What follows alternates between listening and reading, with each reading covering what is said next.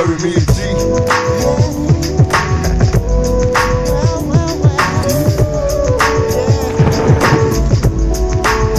Tell me how can I survive? Remember me? Life is a G's, money making activities. It's killing me, I'm trying to ball. Guys, today we're doing another video. This one is going to be one of those sort of movie documentary type videos where I do like a documentary or a movie that you guys request. I know I haven't done a movie in a while. I've been wanting to do Menace to Society. I've been wanting to do that. I've been wanting to do Bullet. What's the hell of the Tupac movie? Bullet, gang related. I wanted to do that. Menace to Society, Treasure, National Treasure, whatever. The movie with Denzel Washington. I wanted to do that. I wanted to do the Lisa Lopez Lost documentary. I want to do that on the channel, and just a lot of stuff. The TLC, it's a lot, bro. It is a lot of stuff I want to do for the channel, and I know with hard work and dedication, motivation, you know, I can do it. But, bruh, trying to do these 10 reactions a day plus the movie reaction it's taking a lot out of me. You know what I'm saying? It's draining my energy, my essence, my life form. My life essence, and I don't know, I feel like maybe I should come up with a schedule or something like that, something a little bit more organized than me just, you know, picking a random day how I'm feeling and just doing a reaction based on that. But yeah, you guys been requesting that I do this Lil Kim driven documentary. Behind the Music is one of those. Behind the Music, I wanted to do the Behind the Music for Aaliyah too, but you guys been requesting that I do this one, so you guys know that I got y'all. And plus Lil Kim, y'all know, you know it was coming, bro. Like, I literally have no clue about this woman except for the Notorious film, which I react to. If you haven't seen that reaction, definitely go check that out, because that was a very, very good movie. And I feel like, well, yeah, it was a good movie, but it's not my favorite hip-hop movie. My favorite is definitely by far Straight Outta Compton, because that thing was insane. But I think I'm gonna start calling her Notorious Kim instead of the Lil, because I don't know. But driven, Behind the Music, full episode HD. Let's get into it. They had a certain something. She had the street smarts, she had the heart, she had the style. She had the attitude like I already made it. Wait, what? What is the they had? Like, I like how they speaking like she's no longer here. Like, she's still alive, man. Let me try and fix the audio. I think the audio, I don't know, it felt like it was messing up a little bit, but they had let's start it off something. again. She had the street smarts, she had the heart, she had the style. I like how they said the she had, like I already made it. they had. I'm already hot. You just gotta figure it out. They Hopefully chased the audio one is goal good. relentlessly. And I saw this animal, I saw this savage, I was like, oh my God. She has a determination. I'm tough. I can handle it. Through struggles, Biggie pulled a gun out on him. Crazy. Oh yeah, I heard about that. He just recently talked about that on Vlad TV, I think. Jermaine Dupri just recently spoke about that incident again. I didn't watch it, but I saw it. Physical abuse. She started wearing those big glasses, you know, because she'll have a black eye or something. and setbacks. That's crazy. Losing the one you love, she felt like her whole world came apart. All she could do is that just her? cry. I said, Kim, whatever you gotta do, be strong. Some people are just driven. Brooklyn girls' defiant pursuit of superstardom. She was talking. Bro, I like how they played the Big Mama thing. Was it? Still haven't heard the remix version today. In sex, like over the top sex, Madonna type sex. Everybody was just like. She had the whole ghettos of America screaming. Never before seen images, stories, and revelations from the people who know what really happened. I'm like, what are you, pregnant? She's like, yeah. Oh my God. She didn't have What? to tell anybody. Everybody knew. It was Biggie. Notorious.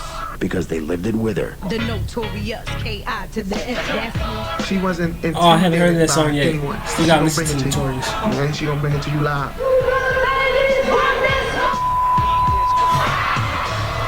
This is Driven, Lil' Kim.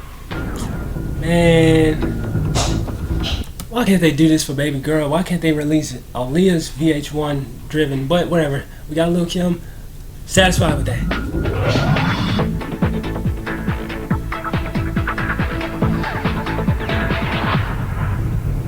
Driven.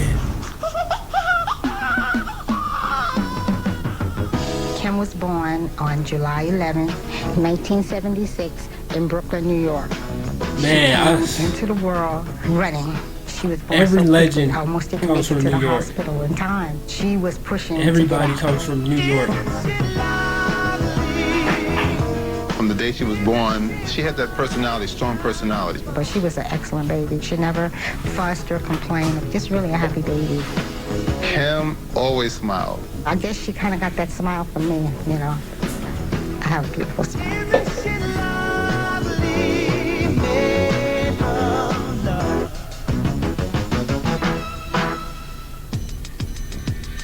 Kim's father, he was a bus driver for the New York City Transit Authority. He was very strict. In the house, everything was very military type. You had to be right on point with everything. Very similar to Lisa Lopez's story. Marine Corps. This is my rules. You do this. You're not supposed to wear your shoes that way. Be in the house. You can't do this. You can't be on the phone late. Got to go to bed. It's 4 o'clock. You here at 4:10. He liked for everything to be in order. I'll put it that way. Me and Kim Bruh, very similar. That's very similar to Chris was really Left Eye's close. story. And they always was like inseparable. We lived in a development called Rising Towers. The intention was for us to live in a nice apartment, you know, live in a nice secluded area, but it was just the opposite. Probably. Where we were, directly in our buildings hanging out, it wasn't bad. But yeah, you can cross the street. You can go down the street. Yeah, it was rough. It's like going from Disney World to a battlefield. Killer for the figure. How you figure? There was a ghetto area, point blank. Murders and, you know, robberies, everything. Kim spent a lot of time at her aunt's house. My aunt had 3 boys. When boys played, Kim didn't want to feel left out. If y'all want to play football, I can grab that football and do what y'all can do. You can't challenge her because that seems like something like part of her personality. Kim was always like a tough rough girl, kid, but not tomboyish. Tough kid. Very feminine. Kim was around people who liked to dress. My family liked to dress. We all do. And our moms were sharp. I've always been into fashion. Kim just would watch my mom. She would watch her get dressed. It was like, yeah, like that jacket, like them pants. She always got dressed in my clothes. She would hit my closet. She would go to the dresser, get my lipstick. As a matter of fact, a couple times she got beat for putting lipstick all over my beautiful bedspread. I could peek in her room. She just be in her mirror. She had a nice big square mirror so she could just see herself. She would get in the mirror, you know, like some kids do, and she would sing because she was the star, you know. My pops would always be like, yo, one day, we all gonna be movie stars. I think she must have watched the movie with Diana Ross Mahogany at least 1,000 times. Kim haven't seen it up once. to Diana Ross, you know, as a singer, entertainer. Do you know where you're going to? Do you like the things that life is showing you? Diana Ross was a glamour type, you know. She was like a diva, and Kim, at a young age, really knew what being a diva was. Diana Ross inspired her to really push herself to be somebody when she grew up. What are you hoping for? Do you know? Our families are very close, so a lot of times we had to babysit, especially when they were really young. Amos would be in the living room, and he would play his bass. I was a musician back then, and I always had auditions, or I put bands together to do shows. Kim and Chris always saw a lot of musicians coming around. Being in that atmosphere, 7-8 hours, we started to soak that up. I had a rapper that I was developing at the time, and I had told Chris and Kim, look, I'm doing a music video for one of my rappers, come down. And they were in the video. Scene where he was on the stage and he was performing and everybody was going crazy. And that's when Kim's eyes, she was like, this is great. This is something I want to do. She really absorbed a lot of stuff at a young age. Things between Kim's father and I started to deteriorate, I guess I could say. A lot of fighting, a lot of, arguing and screaming. Yeah.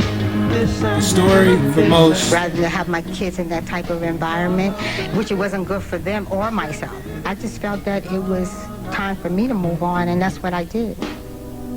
It was basically my mother giving us a choice, like, you want to stay here with your father, or you want to go with me? I was going to take both of my I think children, every kid would but know my the right son, choice in that he was like situation. hysterical because he did not want to go. Kim was, she was attached to my mother, and I was like more, at the time, attached to my father. She was always so protective of me. She was like, let's go, Mom. I'm ready. I took Kim and we moved to my girlfriend's house in New Rochelle. Kim was about 9 years old when she moved to New Rochelle. How my mother was struggling, going back and forth in the streets. It was a financial struggle. I wasn't able to stay at my girlfriend's for, an extended period of time. So I really had no place to go. So I just kind of stayed with other friends. They rely on people. You gotta ask people to do you a favor. My mother would be the channel. Man, that has to be kind the of worst find out how feeling. Kim is doing, make sure she had food. Kim and I, eventually started living out the trunk of my car, It's not something that I'm very proud of, but I did what I thought How would I that had even to work? do. Kim, Like, would you close the trunk or would you keep it open through the night? In the car. So I'm like, what? You just sleep in the car? And it's like, you hate to hear that because it's like, Dad, what do I do? Kim was really unhappy because she wanted to have a family like everybody else. She also missed her Make sure I'm friends in recording. the neighborhood. Basically, I'm like, asking Kim, do you want to come back? I know Mommy not coming back. Once my divorce was final, the decision was made by the courts. They felt it was better for the two children to be together with their father in more of a family environment because I didn't have anything at that time. I didn't have an apartment. I didn't have anything. Eventually Kim just came on back to Brooklyn. Where's oh, there it is. That was the worst day of my life. Crap. It was the worst day. Pause real quick. I'm not editing this video, so y'all gonna have to sit there and wait or skip ahead. I'm about to go get some water.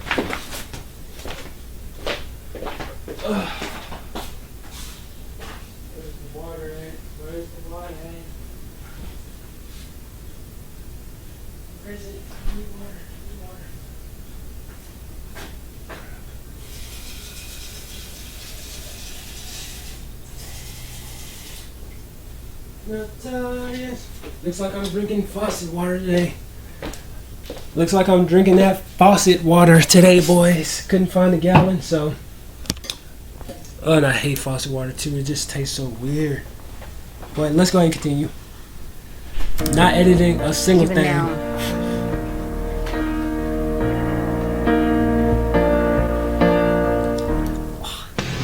Next, a family dispute erupts in violence. It got serious because it was a physical fight that broke out. Kim was about to stab her father.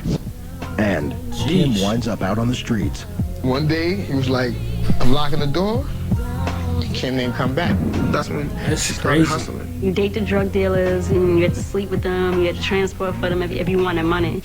Later, Kim makes a musical connection. The Junior M.A.F.I.A definitely became a second family for Kim. Biggie made them a family. That's what she was looking for, that love and support from the guys. This is good so far, Returned bro. home with her Behind the dad and music, her brother. VH1, they know how to make a Pretty documentary. good. For me, it was like I could breathe because I know she's all right. Kim was Turn it attending up a Sarah little J. bit. Hill High School. When we were in high school, especially our freshman years, we were trying to be fashion plates. Check it out now. Her father would give her money every week, and we would go shopping. Coats, the boots, the jewelry, different color wigs. She had real good girl. She would not want to go anywhere not looking nice. Every day for her was like a fashion show. We didn't even know what Gucci was, and Kim had it. This made other young ladies jealous of her. You know how girls can be sometimes. They don't like you just because of the way that you look. So Oh, she was something about to- hated on. Yeah, probably. There was this girl always bothering Kim. Kim knew if I don't take care of this situation, this girl's gonna constantly bother me. Oh no. She takes her wig off and just piled a lot of Vaseline on her face the next day. You take the Vaseline, coat it on your face so that we don't get scratches on our face. Took off her earrings, had her hair braided back, and she fought this girl and beat her. Kim right there took no mess.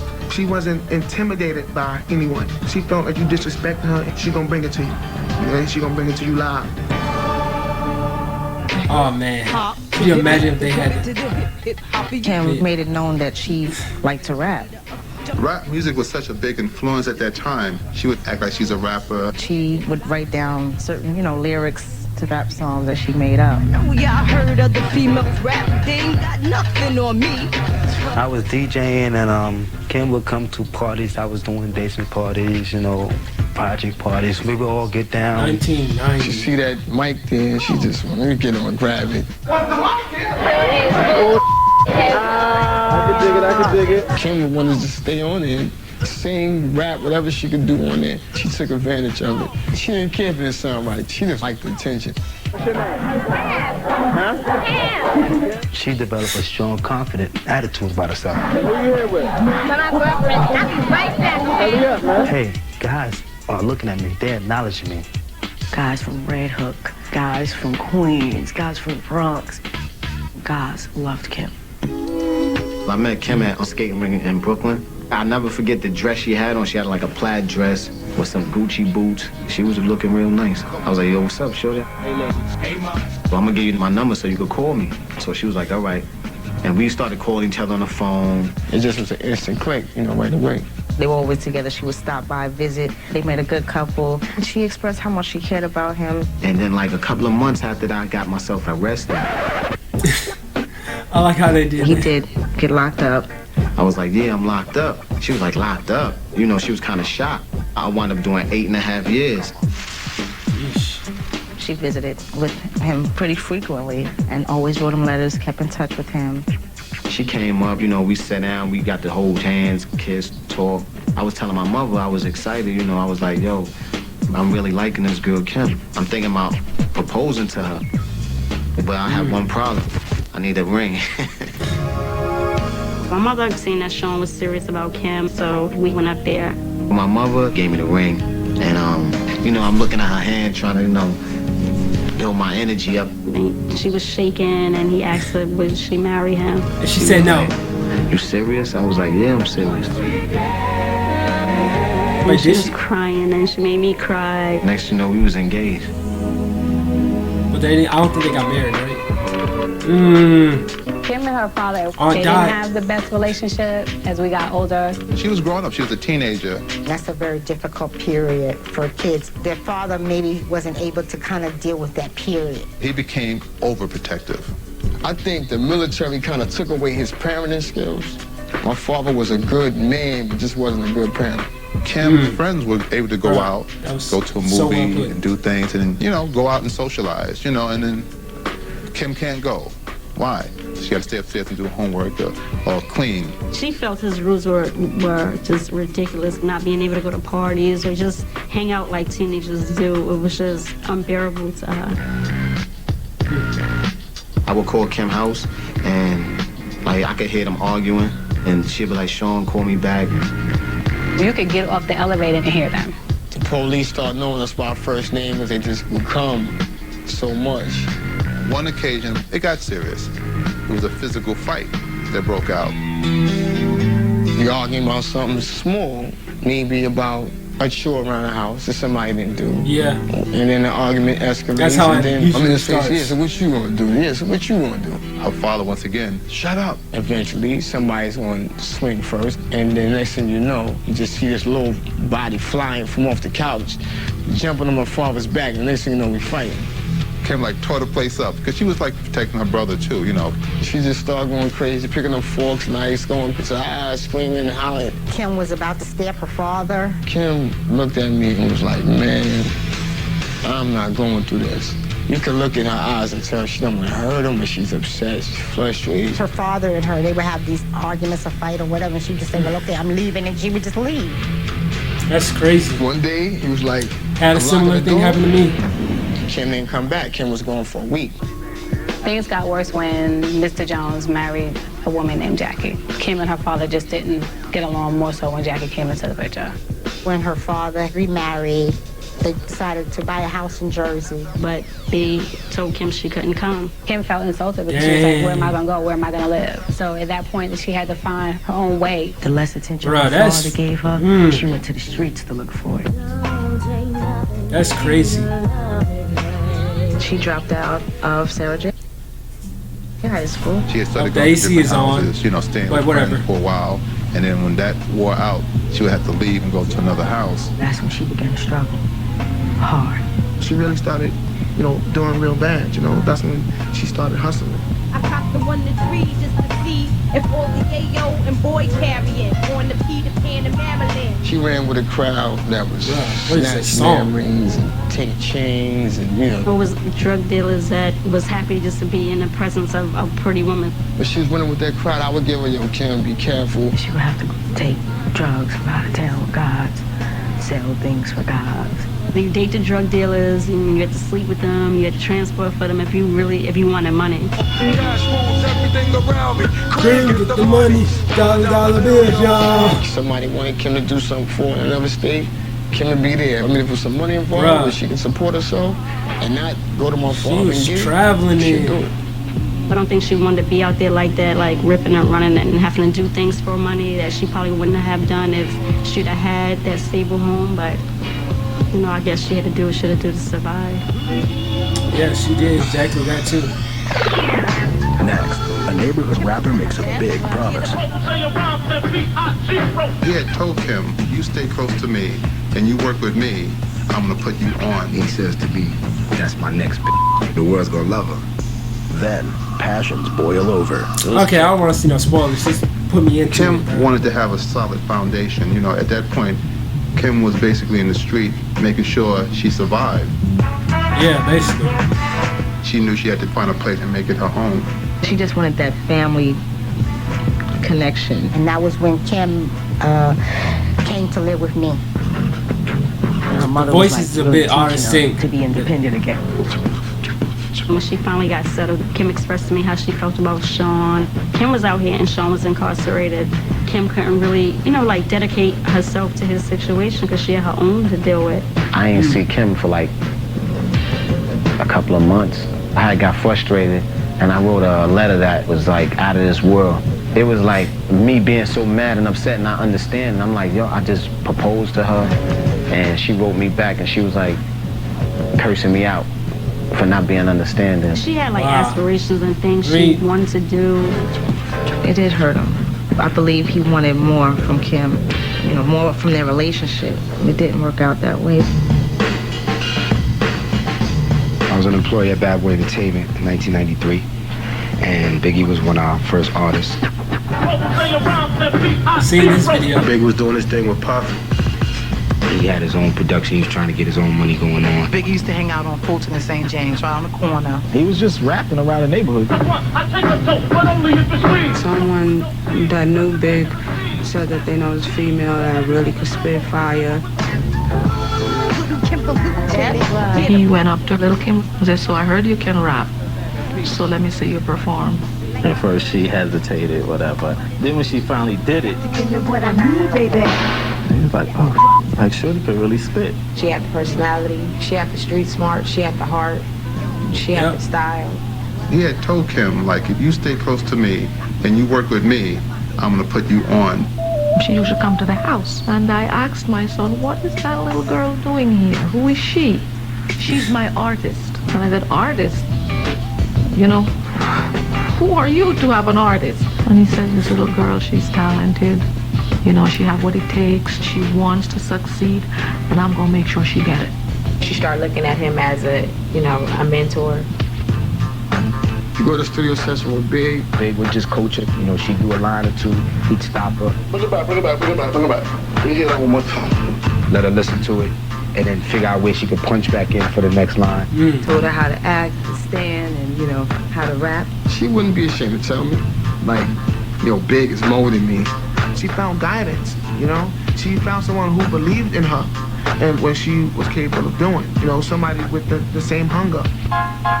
When Kim approached me and said that she wanted to go into the music industry, I was not too keen about it. I always said to her that I think the primary thing in life is to have an education. She started attending Brooklyn College for some courses there. I didn't know that. Campus setting, so it's hard sometimes to keep track of students. Kim took advantage of it. A lot of times she wasn't showing up to class. She's also not passing exams. Woody, he said, you know, you're a bright girl, and if you just apply yourself, you know, you can even do much better than what you're doing. She would respond, I think that you should get out of my face and mind your business. She was going to school only to try to satisfy me. She said, well, I'm going to be a rapper. And she had told me that there was a whole group of people in Clinton Hill who were trying to make rap records, and that one day they would be really huge. My reaction, being old school, I said, come on, stop it. That stuff is not going to last. She said, no, I'm serious. I'm going to come out with a record. It's going to be really big. She was like all excited, you know, and I could see that this was really where she wanted to go. Her mom was definitely pushing her, like, you know, make sure you finish school. And she went along and did that, because that was like the best gift for her mom. I was in Brooklyn with Big, and Big saw Kim outside. Oh, Big Mama over here. So she walked over to the car and said, you know, hey Big, you know, with that little voice. Hi! What are you playing for? I won't let you got the window halfway down. Excuse me, Big Mama.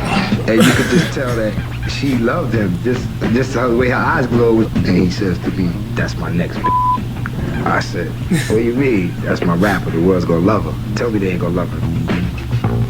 Her feelings started to change for Big, you know, the love grew. Biggie loved her. Biggie didn't do nothing without Kim. And whenever I saw Biggie, I saw Kim. Biggie was everything to her. He was her lover, he was her best friend. She always wanted to make Biggie happy, make it hot for her man. The tension between them came when he got married. First things first, our pop freaks all the... Faith Evans and Biggie was getting a deal around the same time, and I believe that's how they met. It was a love at first sight type of thing. They just met, and 2 weeks, 3 weeks later, they were married. Kim was not happy. Yeah, I can assume. How could he do this, being that you know we have this relationship? Even though Big and Faith was married, I believe that Big loved Kim because he still had a relationship with her. Biggie wanted Kim to be like a lover and a friend. You can be my lover late at night, but to the public eye, we friends. That's when, you know, the argument started. What? What's up with you? What you mean what's up with me? With this money? He be mad, she be mad, yelling and screaming, hollering. You're not so?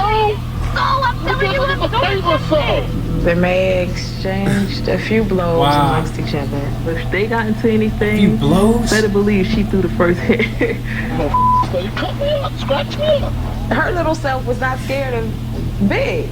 At the hotel, he'd knock her out and drag her through the lobby of the hotel. You know, she started wearing those big glasses. And she'll have like a knot on the eye or have a black eye or something. It was crazy. It was crazy. Yeah, Biggie very pulled crazy. a gun out on her. The mental, the physical abuse, the emotional abuse, she went through a lot with the notorious one. That's crazy. It'd be an argument with them one day, and then it'd be, hey, I love Kim. Kim tried to make the best of it. She would not give up on this guy. When you're in love, it's hard to let it go. She said, okay, I still want to be somebody, and if I gotta bite the bullet and still stick by his side, and that's what I gotta do. And that's what she did. So they laid the tracks down, they got the work done. Whatever it took for her to get to where she was at, she was gonna do. Damn right, I like the life I live. After Ready to Die, that's when Biggie got on. Ready to Die came out, sold 36,000 copies the first week. Big used to always be like, y'all better get your stuff together and get it popping, because, you know, the Junior M.A.F.I.A thing's about to blow. He always wanted to put his people on once he got on. He was conceiving this Junior M.A.F.I.A concept with all his friends that he grew up with in Brooklyn, and Little Kim was one of them.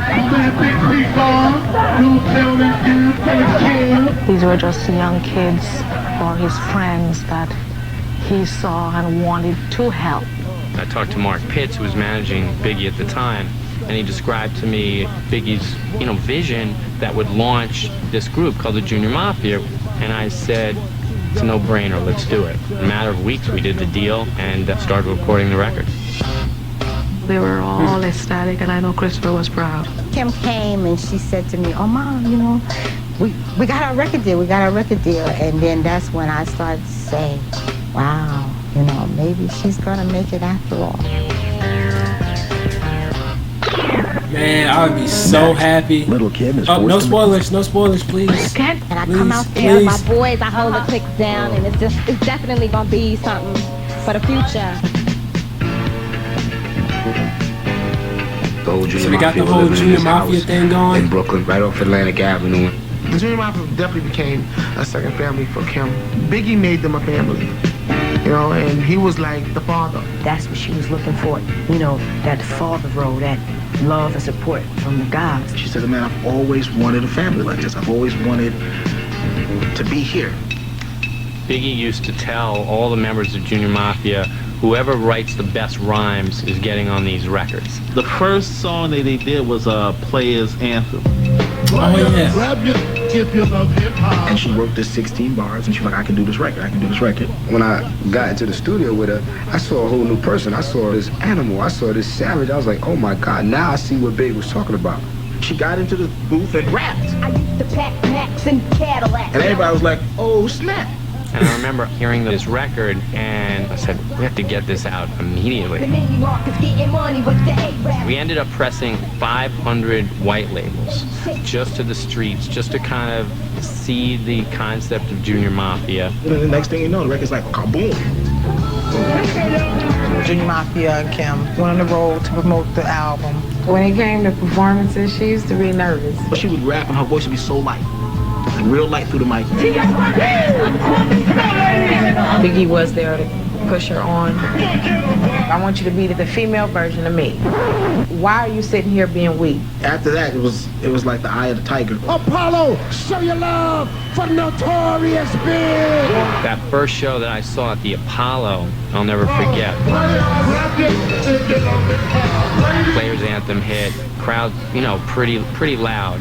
In the middle of the second verse, little Kim starts to slowly move towards the stage. And she delivers her verse, and the crowd just erupts. This tiny little girl, you know, rapping alongside Biggie, who's huge, and she's holding her own, you know, toe-to-toe with Biggie. To be so small, to talk I'm so getting much, chills. That is... just be amongst all these big guys. She just stood out. She had the attitude like, I already made it. I'm already hot. You just gotta figure it out. She high-fiving the audience. Biggie talked about Lil' Kim being the next bitch to take over the rap game. There was no female out there that was gonna be saying and doing the things that she was gonna do. So his vision was to make her the queen of the streets. Everyone wanted the Lil' Kim album to come.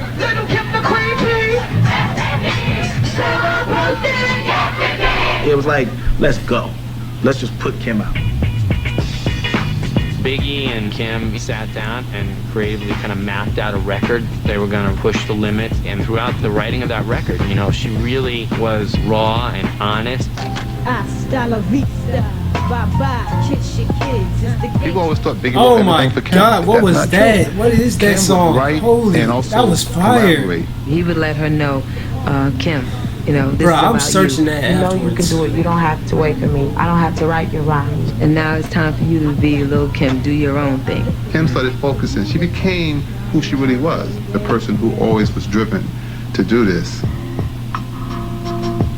We're in the middle of recording Hardcore, and Kim had been gone for like a day.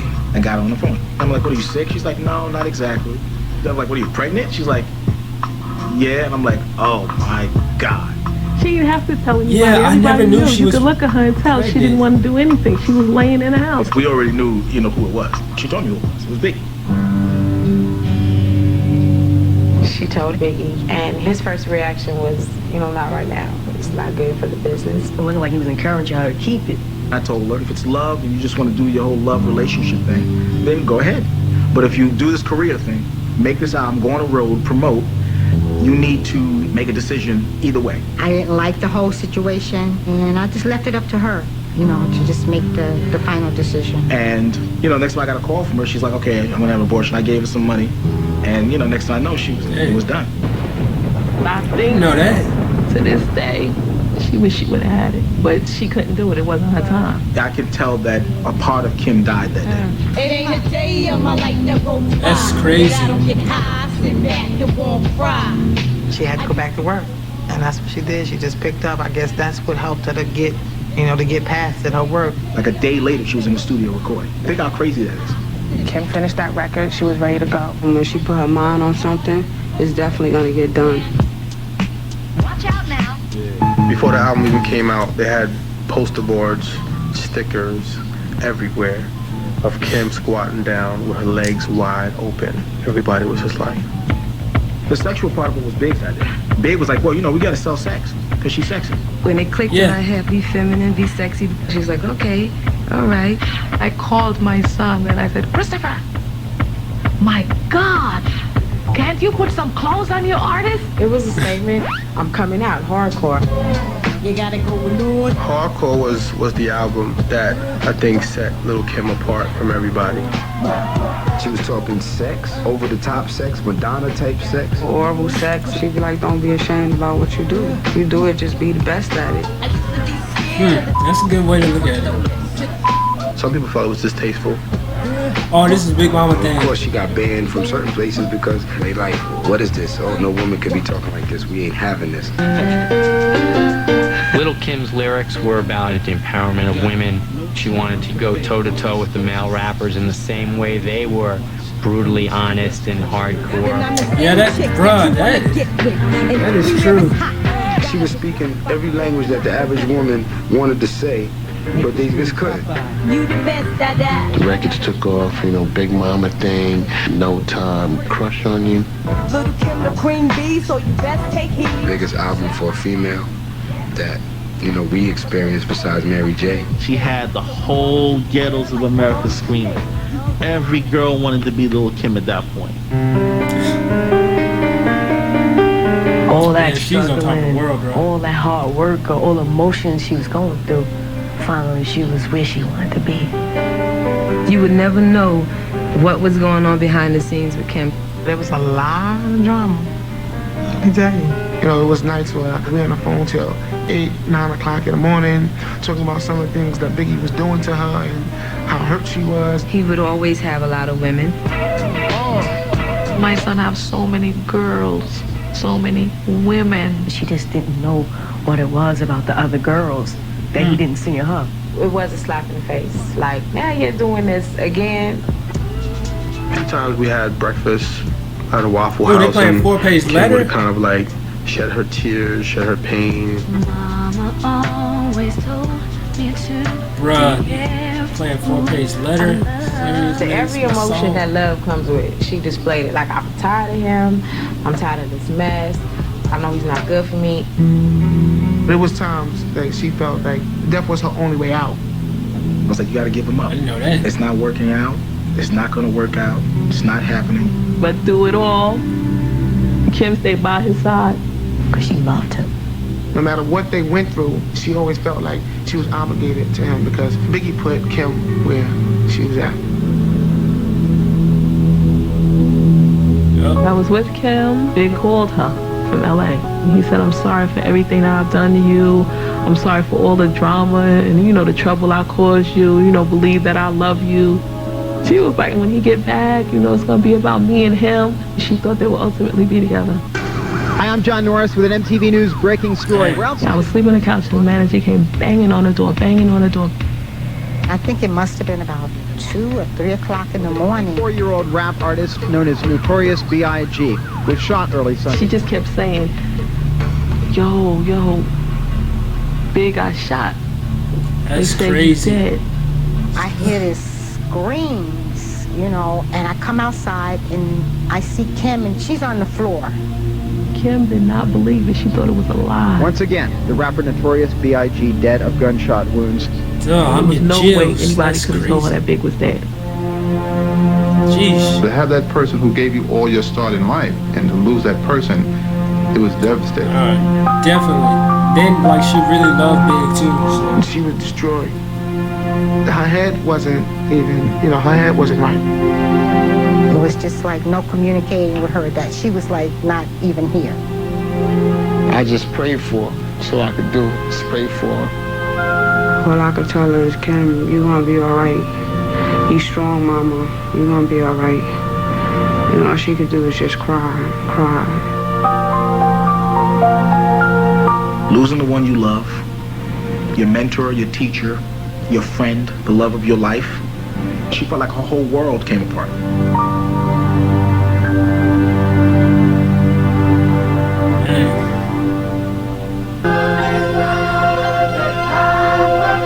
When Big passed, it was like she knew that she was gonna have to grow up overnight. For a long time, she didn't want to do anything. She didn't want to rap anymore. We were worried for her. We were nervous. We were thinking the worst. I would say to her, I don't think this is what Biggie would want you to do.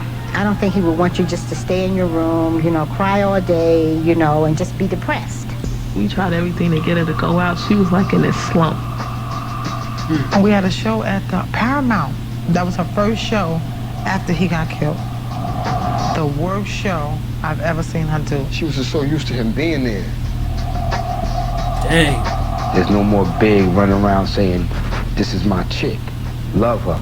She has to do it on her own now, and it's hard. She broke down really bad after the show. She tore the dressing room up. People used to tell me, well, Biggie's passed now, so I guess, you know, Kim's not gonna make it. A lot of people were saying, yeah, well, you know, Biggie was the instrument behind all the talent anyway. She had to make a decision. Am I going to be a hip-hop memory, or am I going to continue in Biggie's legacy? Ladies' Night was like one of the first things that she did after Biggie died. That was done in Miami. We all went out there to support her. Lil' Kim, the Brat, Missy, and Angie Martinez was on there, so that was how. And Left Eye. Finally, like, letting it go. She was really coming back to herself. And I got all my sisters with me. She knew that she had to get herself together and she had to keep Big Dream alive. She was kind of forced to stay strong, continue to entertain, and just be Little Kim. Brooklyn. The ball was in her court and she had to do whatever she had to do to stay on top. Okay, what would Biggie do? I like how Biggie you loved said me being stress. sexual and doing my own thing, so I'm gonna do what I think is right, and that's what she did. She changed her whole MO, her style, everything. It went from her being a hardcore chick into her being real, like, slick, kind of like a James Bond, but still raunchy. The 1999 MTV Awards outfit that Little Kim wore, that idea actually came from myself and Missy Elliott. Missy said, you know what would be hot if she had one breast out? I just thought that I'd do something that just say, look at her. When Kim stepped out in front of that podium, that was the shot heard around the world. That was the moment that Kim really solidified herself as a global fashion icon. That's true. The original diva of R&B, Miss Diana Ross.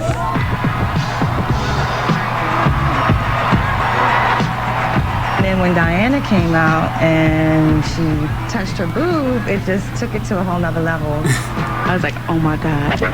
Don't knock the pasty off, Diana, please. Oh, that would be epic. Where you going? She was like, Mommy, guess what? I finally got to meet Diana Ross. She even touched my breast. I was like, I know. I saw it on TV, you know. Put your hands up. Come on, y'all. Put your hands up. Kim was really pushing the boundaries, and she was getting more and more famous. She started becoming like the Black Madonna of rap music. Ouch. She was on more magazine covers probably than almost certainly any female rapper ever. Before anything, Kim's bigger than her records. There are people that sell 5 million records that are not as recognizable as Little Kim. Oh, you girls look beautiful! Notorious Kim. This is her final album, right? She was very proactive in the recording of the second album. There was intense pressure. How do we follow up and match the hype? Just work. She was a workhorse at that time. For her to get through that album was real magnificent because it was hard. Biggie was her inspiration, and she got a huge picture of Big that would take up the whole wall in somebody's room. And she just look at it and she'd be thinking, you know, and she'd be writing. The recording of that album, I think, was a very cathartic process for Little Kim. She had a torrent of emotion running through her.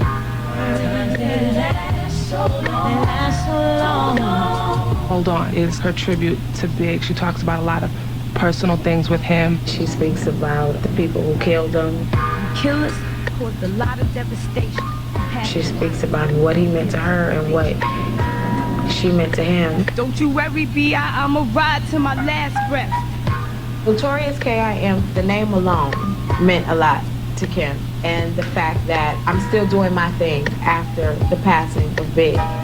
She was telling her life through her music. This is the story of Kimberly Jones.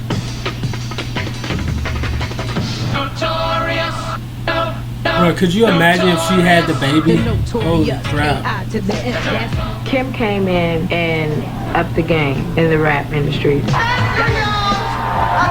I think a lot of people didn't think little Kim could, make it successfully without Biggie. Yeah, she made it though. The world, she could do it on her own. I know he'd be very proud of her today. Very proud. I want y'all to do this for my man P.I.G. Y'all know I love him so much. You see her on screen, think it's all beautiful for her. But she struggled hard to get there. That's true.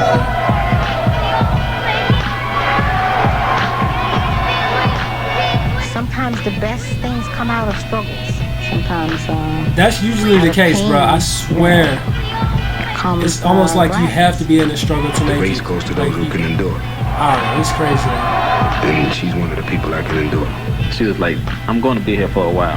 Whether you want me to or not, I'm here. Yep, and I'm here to stay. In your face.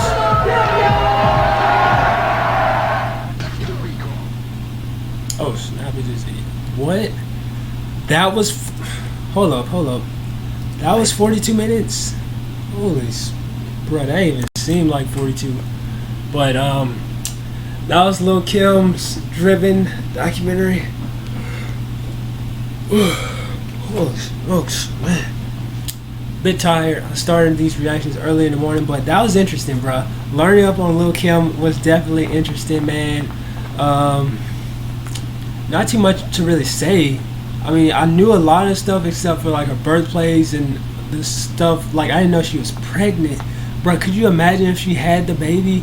Bruh, how insane would that be, bruh, if she had a baby? I don't know, but I'm gonna look into more Lil' Kim because I want to see, like, I think her last project she did was like in years ago. It's been years since she's done a project.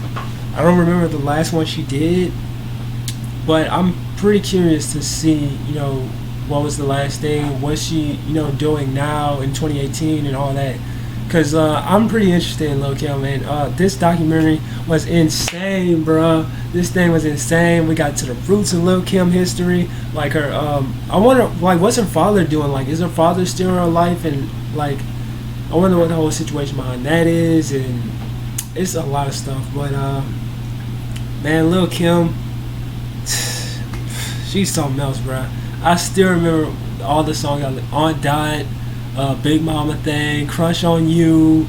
What's the song with P. Diddy? The Time song? I forgot the name of it.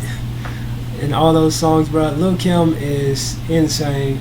I don't know what else to really say, but this is your boy signing off for this one. This was a very entertaining video. I definitely would check out more of any artist, like any documentary, movie, anything you want to see me guys do. Just let me know in the comments. I'll be sure to try and do it as soon as possible. Gosh, this AC is loud as hell. I'm trying to do my outro. But yeah, I hope you guys enjoyed it, and I'll catch you guys on the flip side. Peace out.